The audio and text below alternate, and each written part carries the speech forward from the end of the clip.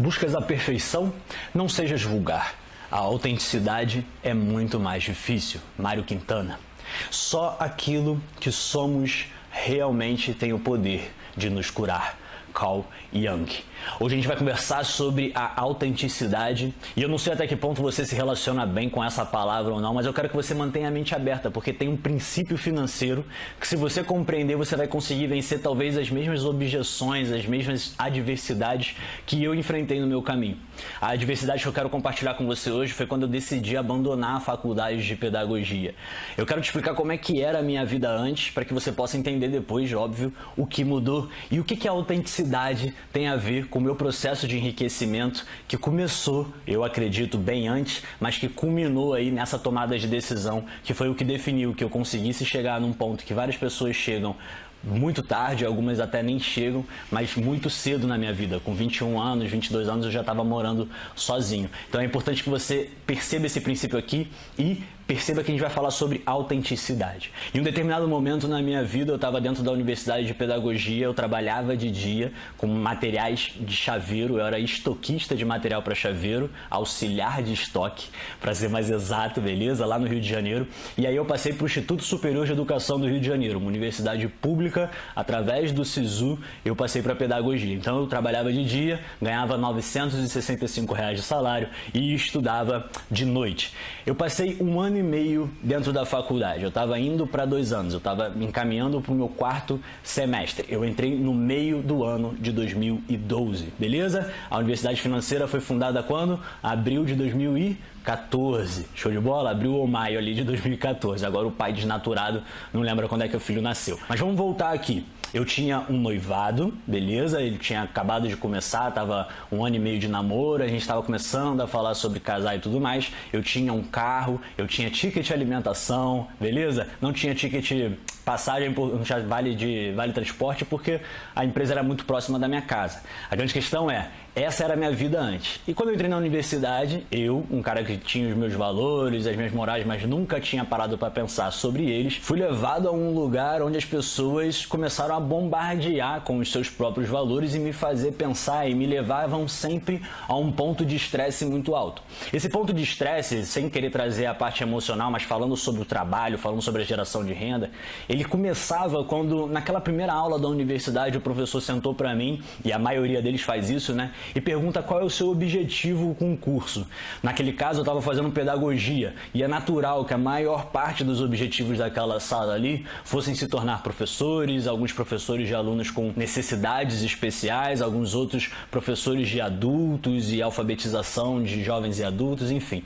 Quando, depois da roda passar, chegava na minha vez, eu dizia aberta e claramente que eu tinha vontade de fazer pedagogia empresarial, que era algo que na época, 2012, né, 8 anos atrás, não tinha no Brasil e que eu julgava ser um caminho. E o pessoal falava assim, pedagogia empresarial, eu nunca ouvi isso. Isso os professores que se interessavam, né, porque a maioria já pulava para a segunda parte. Os professores que se interessavam falavam assim, o que é pedagogia empresarial? Eu falava o que era na minha cabeça, que eu queria capacitar grandes pessoas de grandes empresas para que elas mesmas pudessem ser um ativo para os donos da empresa e darem treinamentos da capacidade técnica, porque eu julgava que elas tinham a capacidade técnica, mas que elas não tinham a capacidade didática de transmitir esse conhecimento. Então eu queria criar uma empresa que seria de pedagogia empresarial para poder complementar a habilidade técnica que os melhores funcionários das grandes empresas já tinham, só que agora eles se tornando um ativo, complementando com a didática, eles poderiam transmitir toda essa técnica de forma que os novos contratados assimilariam de bem mais rápido, bem mais didática. Isso seria, óbvio, muito benéfico ao banco. Bom, depois de eu terminar todo esse lindo sermão que fazia todo e qualquer sentido na minha cabeça, não tinha o que dar errado na minha ideia, eram só esperar os 4 anos da universidade passar, que era essa a ideia que eu ia fazer. Esse era o meu plano de vida, ok? Eu estou abrindo isso talvez pela primeira vez aqui no YouTube. Então, se você quiser fazer um furo de reportagem, já compartilha, porque dificilmente eu vou contar essa história novamente, beleza? Então, chegou um determinado momento que eu terminava a fala e o professor dava a opinião dele. 98% das opiniões, 2% eram abstenções, mas 98% das opiniões dos docentes ali da minha universidade eram que o meu plano era uma furada, que o meu plano servia ao capitalismo e que eu estava naquele lugar ali para mudar vidas dentro das salas de aula, mais especificamente ainda com crianças, para eu esquecer adulto, que adulto não tem mais jeito e que também eu não posso servir um ambiente empresarial porque toda a minha base formacional dentro daquela universidade seria para me preparar para ser um docente, principalmente de ensino fundamental. Bom, a partir daquele momento, e cada semestre, né, eu passei por 3 completos, mas cada semestre eu percebia o seguinte, cara, se eu continuar aqui, dificilmente eu vou conseguir ter a base necessária para fazer o que eu quero fazer. Então, eu vou sugar tudo que eu posso daqui. Eu organizei as minhas cadeiras de uma forma que, nos 3 primeiros semestres, ainda bem, lá no Instituto Superior de Educação do Rio de Janeiro, o curso de pedagogia ele era dividido como uma base educacional muito grande, então não só a parte de pesquisa, como também a parte de elaboração, pauta de aula, projeto político-pedagógico. Quem sabe um pouquinho de educação sabe o que eu estou falando. Então, você tinha que aprender a pesquisa, a parte de didática, a sociologia da educação, antropologia da educação, história da educação, tudo isso era muito condensado ali nos 2, 3 primeiros períodos. A partir do terceiro, aí o quarto, quinto, sexto, sétimo e oitavo, você já ia ter diversos períodos que você aprenderia um pouco mais das matérias específicas, então as matérias que estão dentro do nosso plano educacional aí. Então a gente teria ciência, geografia, matemática e aí 1, 2, 3 e como você já sabe que funciona nas universidades. O que eu fiz? A partir do momento que eu percebi que os meus 4 anos de estudo seriam distribuídos dessa forma, eu tomei uma decisão quando chegou no meu ano e meio, ou seja, na virada do ano de 2013 para o ano de 2014, antes de começar o meu 4º período, e eu decidi abandonar a universidade.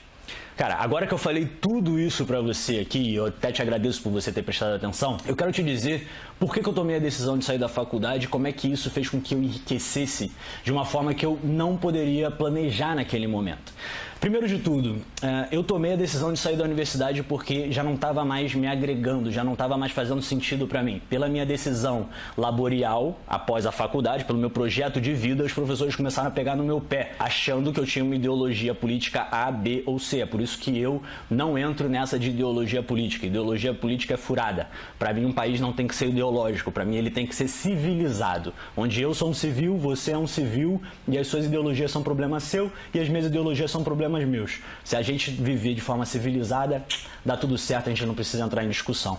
Então, por causa da ideologia, eu comecei a ser bombardeado. Por causa da minha fé também, dentro da universidade pública, e eu naquela época era um menino, né? Hoje em dia eu não me importo muito com isso, porque aquilo que eu acredito não precisa de advogado. Mas enfim, eu também era bombardeado bastante, isso me influenciou bastante naquela época, e eu julgo que hoje em dia isso não deveria ser um motivo que me levasse a sair da universidade, mas enfim, isso é só um parênteses.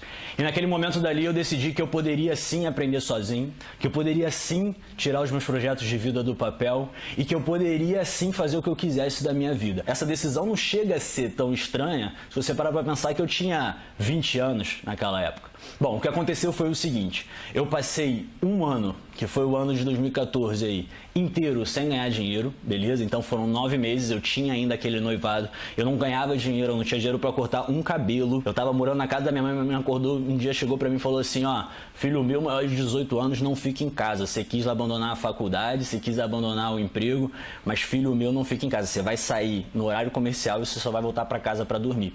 Foi nessa, então, que eu peguei o notebook que eu tinha na época antigo, que aguentava 45 minutos de bateria só, fui pro subsolo de um shopping lá na Praça Sans Penha, na Tijuca, no Rio de Janeiro, e ali, offline, eu comecei a criar os mapas mentais, aí, o fluxograma daquilo que seria hoje a Universidade Financeira. 9 meses foi o período que durou desde o momento que eu comecei a sair de casa, porque eu tinha largado a faculdade, tinha começado a ler bastante, comprar bastante livro, mas abandonei o emprego também, tentei empreender e não deu certo da primeira vez, e aí eu fui abrir a Universidade Financeira, já comecei a trabalhar com venda, paralelamente eu comecei a trabalhar com venda e com a Universidade Financeira como um projeto de vida, porque eu tinha identificado uma oportunidade ali que breve eu ia querer cuidar de forma 100%, que é como eu faço hoje em dia, e aí em 9 meses eu ganhei o meu primeiro centavo de novo, desde que eu tomei essas decisões. Desses 9 meses, isso era setembro de 2014. Quando foi junho de 2015, eu já estava morando sozinho. Já estava indo para Friburgo para poder morar sozinho. Se você quiser acompanhar tudo isso, volta lá nos canais, são mais de 700 vídeos, eu sei, e eu me orgulho muito disso, mas volta lá para você saber como é que ficou depois.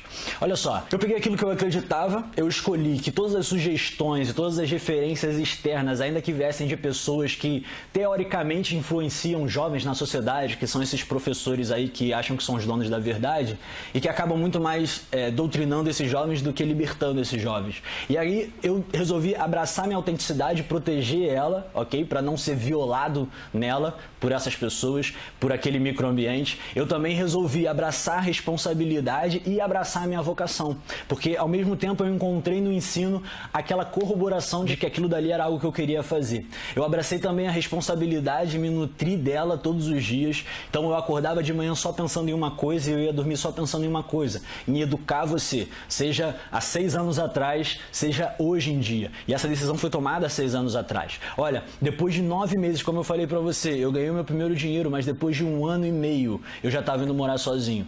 Cara, o que eu fiz, o que eu não fiz, não importa. Eu encontrei um caminho que era só meu e eu dei um jeito de passar por aquele caminho dali sendo o mais agradável possível. Você acha que eu fiz só as coisas que estão aqui no YouTube? Você acha que eu fiz muito além das coisas que estão aqui no YouTube? Eu posso te garantir, muito do que eu peguei das técnicas para que eu pudesse sair do zero ali e ir morar sozinho, enfim, se você nunca fez isso, eu recomendo que você faça, ainda mais vindo de uma classe pobre da sociedade que nem eu vim. Então, se você faz essa migração social você mesmo, com 21 anos de idade, cara, eu tava me sentindo o dono do mundo. Quando chegou ali, eu atingi um platô, que eu estacionei e depois eu fiz algumas escolhas na minha vida que me fizeram andar para trás, beleza? E depois a gente conversa um pouquinho melhor sobre isso. Inclusive tem séries de vídeos sobre os meus acertos na jornada, os erros na jornada. Mas enfim, o que eu quero trazer para você aqui é, quando eu abracei a autenticidade e através da autenticidade eu abracei a minha vocação, tudo mudou na minha vida. Em pouco tempo eu tinha descoberto um caminho que era só meu e em pouco tempo eu estava vivendo a vida exatamente do jeito que eu queria. O que está por trás disso tudo? Isso tudo não foi nada que eu inventei. Isso tudo não é uma sabedoria porque o Pedro é um gênio, porque o Pedro é muito inteligente, porque o Pedro é muito corajoso. Não, o Pedro não é nada melhor do que você. O Pedro tem exatamente as mesmas limitações que você. O Pedro tem que tomar as decisões tão difíceis quanto as suas. A diferença é que eu prefiro tomar todas as minhas decisões, sejam elas grandes ou pequenas, desde o que eu vou falar para minha esposa na primeira vez que a gente se fala pela manhã, beleza? Assim que a gente acorda no dia, desde o que eu vou falar para os meus futuros filhos, como é que eu vou ensinar eles sobre diversos assuntos polêmicos, que é um assunto que eu já penso hoje em dia, até como eu vou sentar aqui e conversar com você, até como eu vou tomar uma decisão de vida mesmo. Eu acabei de me mudar, a gente está morando aqui num apartamento novo, eu e minha esposa. Então assim, para pensar, eu tomo as mesmas decisões que você, eu tenho que pagar conta igual você, eu tenho que pensar se eu vou gastar com uma coisa ou a outra igual você. Só que qual é a diferença então? É que eu prefiro fazer tudo pelo prisma da autenticidade. Eu parto do pressuposto que só eu me conheço e que eu sou a melhor pessoa para tomar toda e qualquer decisão a respeito da minha vida financeira. Você já parou a pensar sobre isso? Você já parou a pensar até que ponto a sua decisão está sendo influenciada por alguém? Se tem uma coisa que talvez eu seja um pouquinho mais que você, mas que fica tranquilo, é muito fácil de você desenvolver, eu sou mais teimoso. Eu não vou aceitar comprar uma camisa numa loja que muita gente compra. Eu não vou aceitar comprar roupa da mesma frequência que todo mundo compra. Eu não vou aceitar ficar dentro de um aplicativo o dia inteiro, que é um aplicativo que todo mundo fica. Eu não vou querer ficar fazendo as mesmas coisas que todo mundo faz, pedir comida da mesma forma que todo mundo pede, gastar o meu tempo de entretenimento em casa da mesma forma que todo mundo gasta. Não. A minha esposa ontem chegou em casa com uma caixinha de Uno aqui para nossa casa. A gente já tinha baralho, a gente já tinha um outro jogo e ela trouxe o Uno. Por quê? Porque ela sabe que enquanto todos estiverem fazendo de uma forma bem parecida, eu vou preferir sempre buscar autenticidade. Eu vou preferir ser do contra? Não, mas eu vou ser teimoso. Eu não vou aceitar tão rápido aquilo como algo verdadeiro. Por quê? Porque foi muito fácil de todo mundo aceitar. E na minha vida as coisas não podem ser tão fáceis assim. Elas têm que vir através de uma reflexão. Por quê? Porque as coisas boas são fáceis. As coisas ótimas não são tanto assim. Agora, o que eu fiz Me vali dessa teimosia de não aceitar as coisas de primeira, como eu faço até hoje? Sim, me vali. Me vali da autenticidade para poder partir da minha escolha, do meu ponto de vista. Tudo bem, eu me vali disso tudo, mas por trás só tem um princípio, que é aquilo que, se você conseguir compreender, você vai conseguir dominar sobre diversas áreas da sua vida. Vamos ao princípio, então. A autenticidade é o único caminho para a riqueza com significado. Sem autenticidade, riqueza é só um número. Para pensar. Qual é o preço que você está pagando por não ser autêntico? Eu paguei um preço por ser autêntico, mas eu tenho certeza de que o preço que eu pagaria por não ser autêntico me custaria muito mais caro. Eu dividi a minha história toda com você, provavelmente eu nem sei quem que vai assistir até aqui. Se você assistiu até aqui, deixa um comentário aqui, porque eu quero vir, seja daqui a 10 anos, daqui a 5 anos ou daqui a 5 minutos, vir aqui e trocar uma ideia com você. Se você ouviu a minha história até aqui, me deixa saber disso, por favor, beleza? É um segredo nosso. Mas enfim, qual é o preço que você paga? Eu mostrei qual é o preço que eu pago. O preço que eu pago por ser autêntico é um preço muito mais fácil de pagar do que o preço que eu pagaria por não ser autêntico. O tempo inteiro, quando eu penso em fazer aquilo que está todo mundo fazendo, e eu paro para pensar o que eu ganho se eu não fizer igual todo mundo, eu sempre vou achar muito mais gostoso ganhar aquilo que a maioria das pessoas não está ganhando, simplesmente pelo fato delas não estarem preservando a própria autenticidade. Quando você preserva a sua autenticidade no seu trabalho, quando você preserva a sua autenticidade, respeitando a sua vocação, você faz com que você não entre algo que a gente vai falar um pouco mais pra frente, numa linha de montagem profissional que já foi desenhada, infelizmente, bem antes de você nascer, então não precisa ficar chateado ou chateada. Já foi desenhado, eu também passei por essa linha de montagem profissional. Só que existem alguns que chegam e falam assim, uai, isso aqui não é autêntico, e se rebelam contra ela. Existem outros que se acostumam com elas, existem outros que têm medo da vida fora dela. Agora, para pra pensar. Vale mais a pena pagar o preço de ser autêntico ou não? Não tem essa de alguns nasceram para ser isso, outros nasceram para ser aquilo. Não. Você nasceu para ser você. Agora você precisa entender o quanto da sua vocação, o quanto daquilo que realmente te traria, mais do que riqueza, traria significado, beleza? Que é algo bem mais caro do que dinheiro. E eu duvido que você consiga trazer significado no seu trabalho da mesma forma que você traz riqueza. Então o ideal é que você pare para pensar qual o preço que eu paguei até agora por não ser autêntico e por que eu estou fugindo de pagar o preço que vem através da autenticidade. Eu quero que você medite nisso hoje e eu vou dar para você uma perguntinha básica para a gente encerrar esse longo vídeo aqui. Como posso adequar minha essência, meus desejos e planos no uso diário e cotidiano da minha grana? Eu espero que você pare para pensar sobre isso, porque eu vou estar pensando sobre isso. Eu espero que você medite sobre isso, porque eu medito sobre coisas assim todos os dias. E o que eu estou fazendo aqui no YouTube nada mais é do que trazendo para você o meu processo de busca por sabedoria financeira. Não é inteligência financeira nem informação financeira. Não é técnica financeira nem um grande grupo financiando um canal ou um influencer. Sinceramente, isso daí é o superficial. O que é fundamental? Qual é a busca do indivíduo, aquela qual o indivíduo é chamado a fazer não coletivamente, não tribo, nós somos os universitários financeiros, isso seria ridículo. Mas existe uma busca individual, porque existe um caminho para você perseguir. E esse caminho é um caminho, sim, cheio de riquezas, mas riquezas cheias de significado. Se você quiser seguir qualquer outro caminho, você vai encontrar riqueza. Invariavelmente você vai encontrar alguma.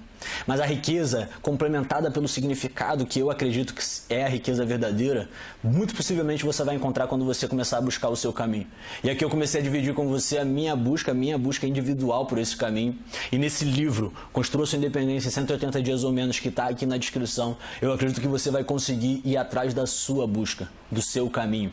Eu realmente acredito nisso. Eu aposto as minhas fichas nisso. Então, eu deixei ele por R$14,50, porque eu acredito nisso, que eu quero provar isso. Prova pra mim, entra lá, adquire o seu treinamento completo. É um livro sim, mas é o primeiro treinamento de finanças pessoais literário do Brasil. Adquire lá o seu primeiro treinamento completo de finanças pessoais, nem que seja só pra criticar a gente, mas eu garanto pra você, você vai descobrir coisas sobre você que você não encontrou e não vai encontrar em nenhum outro treinamento. Bolsa de valores, renda fixa, renda passiva, viver de juros, day trade. Rapaz, para pra pensar em você.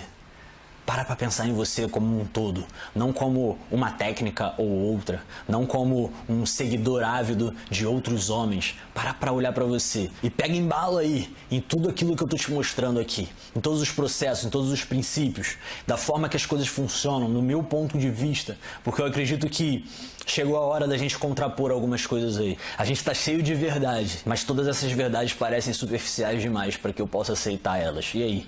Vamos parar de aceitar algumas verdades e vamos perguntar sobre as verdades que já estavam aqui antes da gente, já estavam aqui antes desses vendedores, já estavam aqui antes dos autores, já estavam aqui antes até mesmo do ser humano. Então vamos parar para pensar nessas verdades, como é que elas funcionam, como é que elas se aplicam na nossa vida e vamos testar. Nem que seja para voltar aqui e me criticar depois, mas vamos testar, porque é isso que eu conto de você, beleza? Um forte abraço para você, conta comigo, obrigado por me ouvir até aqui e a gente se vê no próximo vídeo. Tchau, tchau.